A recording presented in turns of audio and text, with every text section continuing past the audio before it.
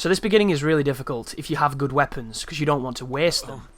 So I get rid of the first guy, I stay in cover, and then I get lucky to have a grenade thrown my way, which I can then throw back at the other dude.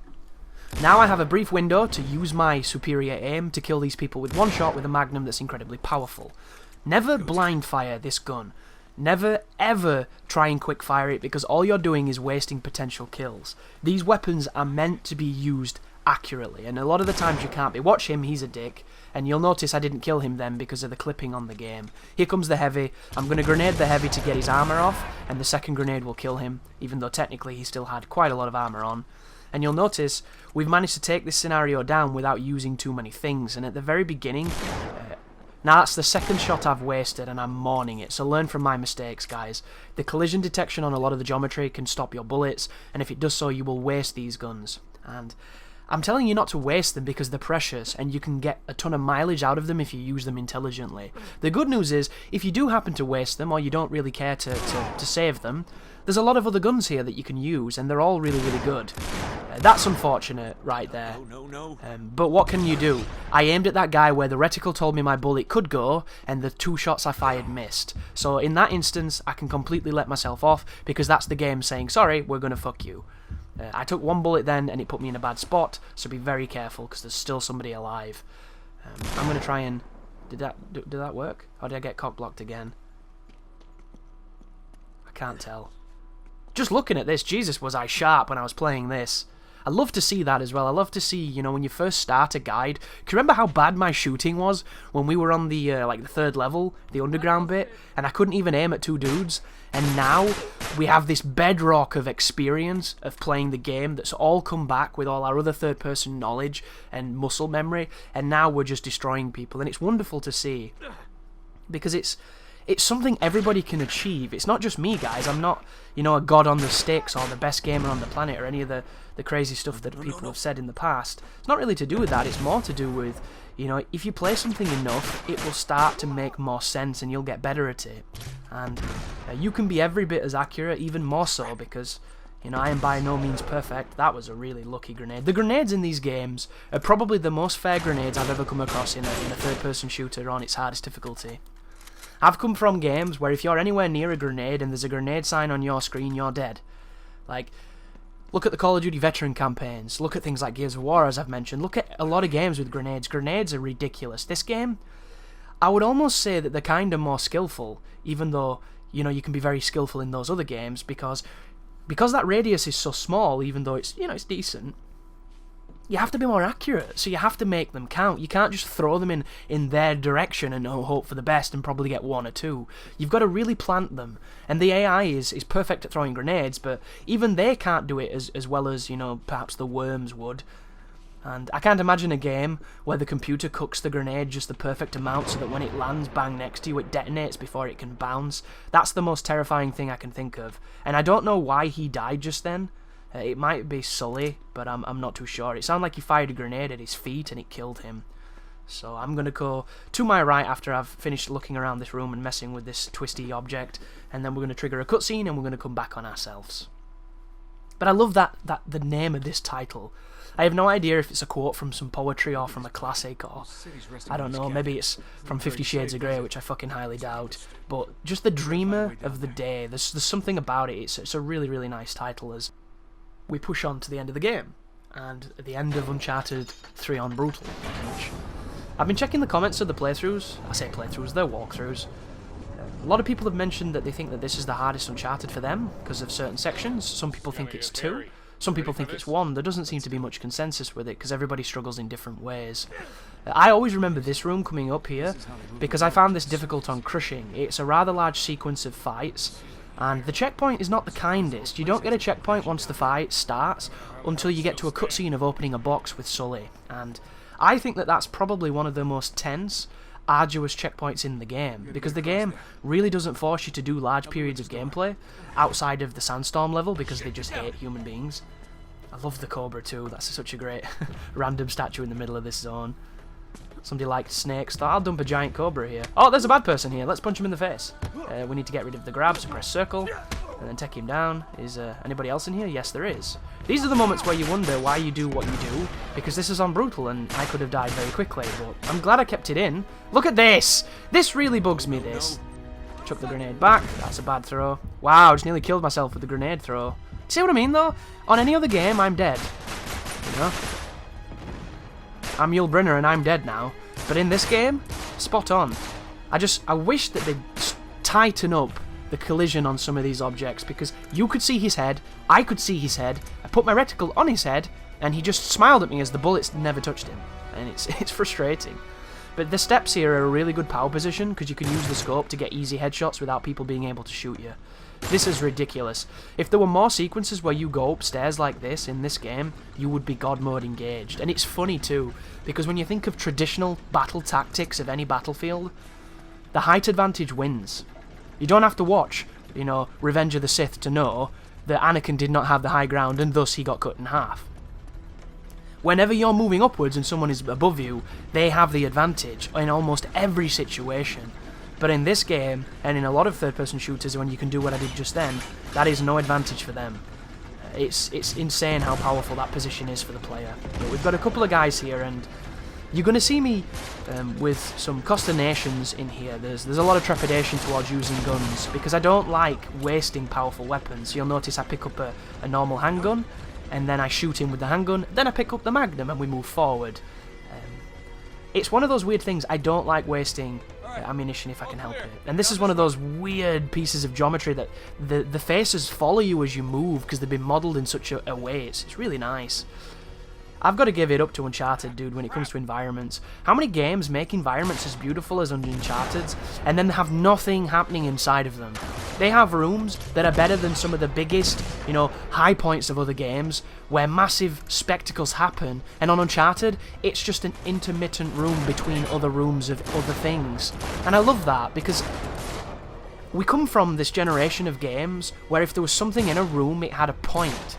Because there were so many rooms with no point to them and nothing in them, so when you saw something, you were automatically associated with, oh, that means something. Whereas we've got to the point now where detail and the memory of games enables us to make everything beautiful and look like it has a point, even if it doesn't. And I just think it's such a privileged place to be, you know, with what we've got now. And same with the checkpoints. Checkpoints make games so beautiful, they really do. And it makes us pampered. And if you go back to early PS2 games, or if you go any further back than that, you're going to be in a world of really challenging things. This was crazy. Sully saved my ass here, and that guy's myopic, because how he didn't see me, I have no idea. And how I didn't hit him, I have no idea either. You'll notice I thought I'd put him down, I turned away, and he's still there. But that was fantastic. That was like that scene in Naked Gun, you know, where the two people are shooting at each other, and it looks like they're having a really tense shootout, and then it turns out they're 5 yards from each other. That's what that was like. And he nearly kills me with a grenade launcher, so be very careful. The splash from the grenades is one of the most lethal aspects of Brutal, because it only takes one hit after your damage to kill you. So if they get you with a tiny bit of splash, it's all it takes. And the splash is random, so I'm going to try and find a sneaky way of getting rid of this problem. So I'm going to kill this guy first with the rifle, and then I'm going to go around this cover and try and hit his friend. But you do not have a checkpoint yet, guys, so be very careful.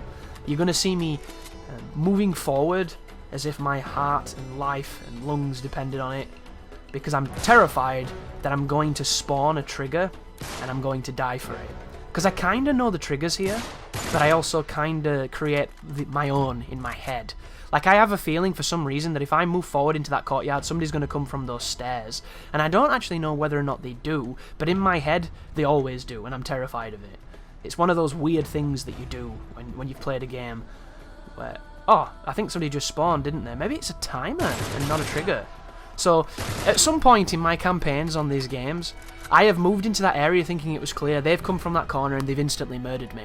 I've remembered this, but I've not quite remembered why, and I have an instilled fear for that area, which is why I didn't want to move into it. And it appears you don't have to. If you just wait, they will come of their own accord. And then I think, at this point, there's only the last few guys in this cave coming up to kill. And bearing in mind, no checkpoint, guys, so be very tentative here. Don't do anything reckless, or you've wasted everything you just witnessed. And you can see, I can't tell what's in the cave because it's really dark and the lighting is quite realistic. So I'm so afraid that I'm just going to get like that. Somebody threw a grenade, which tells me that somebody's there, which is a good early warning system, but I could have easily died. And I am not going to risk it. You're not going to see anything too reckless here. Sully doesn't give a shit. He's put his gun away, he's standing up. He's the, like Vin Diesel in Saving Private Ryan. He's the first one to go. So I'm going to eke my way around here. You can see all the dusting of the sand in Nathan's hair. What a beautiful detail that is. I talk a lot of shit about the PS3 because I think it's a terrible console, but it had some fantastic games and the technology, wow, just wow. Props where it's due. So look, me being incredibly tentative, and look how powerful this position is. You can't challenge me, dog. And he just doesn't flinch. That's one thing I disagree with in this game. Don't like how they don't flinch. Every other Uncharted, they flinch. This one, fuck you. It's weird. Sully runs forward, giving me the impression that it's clear, but it doesn't mean it is. We don't have a checkpoint yet, so I'm going to be really tentative. And there's your checkpoint. Left the cutscene in to show you when it was. Now all we do is open the door and finish the rest of the level. And there's a couple of tricky mission points coming up. One because of the shakiness, which I will never understand why video games make the actual shaking of a level affect gameplay. I think you can have a place blowing up, you can have all kind of crazy things, but never affect the player's aim. Never. And I appreciate it's not very realistic, but we're in a city of gold that's like full of spirit men, and we're playing as just a normal archaeologist dude who's killed thousands of people in the space of this last week or so, and he's not declared a serial killer or in some way a very sick person. So if we're talking realism, we've already lost. But this is very important. Take out the sniper first, take out the guy on the right, and then use the rifle to kill the heavy guy. Every time that the room shakes, like you can see, it affects my aim and I growl a little bit inside. If you push forward, you're going to trigger... Get out of my face, Sully, goddammit! Why do they do that? I'm going to stand right here, Nate, doing well. No, fuck off. But I'm trying to trigger the next spawn, and I just did it. And you'll notice I almost die getting back into cover because that's how strict this point is. Very, very dangerous. Never go out of cover when you're damaged. You're asking to eat a bullet and die. Kill the sniper, and then kill the dude on the other side using the cover trick. If you've got a rifle, you can disagree with everything that just happened then, but it's my fault because I'm using the cover trick. Disagree with that as well, because it would have worked in every other scenario, and it's just not working. So I'm eking out a little bit. Still not working. Maybe that was a bad shot. And I put this gun on, and this gun works fine. So there's something to do with the sniper's detection that's making it miss.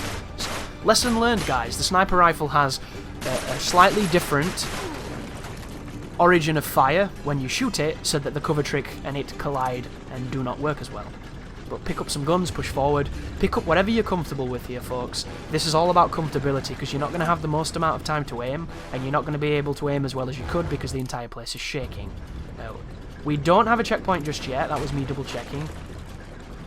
Whenever you see me pop up the menu to check for a checkpoint, it means I died a few times and I was kind of frustrated, so I was hoping to get one. And there is an extra spawn here, so that's why I was tentative. Use your blind fire on the shotgun. It's really, really good. It's not as good as it is in Uncharted 1. In Uncharted 1, it's like wanted bullets. It's ridiculous, and I love it. But I think the music just told us then that the first area is done, and we're probably going to get a checkpoint. But there's still a couple fights coming, and they're all pretty tricky too. Keep moving. So keep pushing forward, pick up the guns you like. This gun I'm using right now has 65 bullets, and it's a godsend. The assault rifles in this game are so good. And I say that coming back off playing Uncharted 1, where the AK-47 might be the worst gun I've ever used in a video game. It is so weak, it's a joke gun. It's like it's firing rubber bands. I have no idea why they made that gun so shit, but it makes the pistol look like the fist of God in comparison. And I kind of like a game that powers the pistols up, because to me, if you can make every gun viable, and the guns you don't think would be viable even more so, then you've done something really interesting and really specific, and I appreciate it. Like, I love Dead Space because the plasma cutter can be the best weapon, and it's the first weapon you get. I love any game that's willing to give you great tools from the very beginning, and if you're a good player, you can make them great. If you're a bad player, you'll probably think they suck, and that's the distinction, as I do some wonderful platforming here, as I'm trying to... All I wanted to do is jump to the left, and he wouldn't do it, so... I've already shit on the platforming in this game. I think at times the detection is atrocious, but for the most, it works fine. You know, there's just those moments where I get really mad because all I want him to do is jump to the left and he won't. When you get up here, there's going to be 2 enemies spawning. I've died a couple times to these guys, so you'll notice I knew exactly where they were, and I immediately Clint Eastwooded them. So, now that we've shown them that they will not be forgiven, unforgiven you could say, there's another dude up here, so I'm going to put him down. Good night, Spaz12 son, in the face. Linda Hamilton, Sarah Connor. And then we can carry on. There's one more guy waiting for you at the top here. I like to chuck a grenade at him because he just kind of stands there like a dick. So eat a grenade, friend. Look at that grenade toss. I love this game. What have I been playing where the grenades are a piece of shit? Well, Devil's Third were horrendous grenades, but it weren't that. What was it? I can't even remember what I've been playing. I've been playing something. You do grenades, and he moves out of cover to do it. It's so frustrating. I will never understand games where you do not have the ability to throw grenades from safety. It doesn't make sense. It really doesn't. And I've played a lot of games where they do that, and it's almost like they take pride in it, and it's really not a good thing to take pride in. I love this sequence. This is one of my favourite parts of the game, and it's because of the blue tiles of the level and the sand that just moves so beautifully. There's something about this sequence that I really love cosmetically. And I've probably mentioned in my last walkthrough that it reminds me of Kami's Lookout when it's all battered. So there's probably a little bit of the Dragon Ball Z love shining through. But I really like this sequence. If I could live in this sequence, I probably would, in spite of the apparent dangers. And then once you get up here, we get to fight the final boss. And we're going to shit on him, so don't worry guys. He's very simple if you know how to fight. And learning to fight on this game is pretty simple once you've learnt it. So hopefully you've put in the time and it begins now. Talbot, Drake, press square. When you see this, you want to press the counter, which is, I believe, is it triangle to counter? It's been a while since I played this. Whenever he grabs you, a cheeky way of getting out of grabs, if you don't know whether it's circle or triangle, is to mash both of them. I think it works as well. I wouldn't recommend it if it doesn't, of course, but for the most, all these sequences here are triangle presses. Whenever he grabs you, press triangle. If triangle doesn't work, it means it's a circle grab. And you have to be quite quick, but you don't have to be too quick. So, as long as you stay on him, as long as you keep pressing square after these moments and you keep countering him, and he's quite quick, so be aware. He does a couple of 2-hitters as well, so don't get caught by those. But all of these are triangles. Triangles, triangles, we're countering all of it. And as long as you keep on him after you come out of the counters, this fight is really quick. Like, this is it, we've done. If you have to mash, I think, circle now. Yeah, we've done, the fight's over. We took no damage, and we slapped him. Very simple stuff. And then there's going to be the usual dramatic moment, and then the end of the game. But the thing with this here, folks, if you can see the counters, and if you can see what you're meant to press, the fight is very simple. If you don't have that experience yet, you will have a lot of trouble there. All you need to do is learn those tells, and if you've been playing any other games which rely on you watching the enemy's pattern very clearly so that you can do very specific counters, you'll find this to be simple. And a bit of practice pays off, and then all you need to do is shoot this guy who can take bullets in the face when he's holding rocks for some reason. And he's dead. See you later. And then jump up to Sully, and that's the end of the game, guys. Run to victory, run to that gold trophy. So there it is, Chartered Brutal. It's something like 0.6% of people have got that trophy, so congratulations if you're one of them. And that's the end of my walkthrough. The next is going to be Uncharted 1 on Brutal. It starts very soon, so I'd like to thank everybody who paid attention to this one. I'd like to thank everybody who sat through all the videos, anybody who interacted, who left a like or a dislike, who dropped a comment on questioning things or answering things or asking things. Just everybody that interacts with the channel. It all matters and it all helps. And if you subscribed, you're a legend. But thank you for watching. You take care now.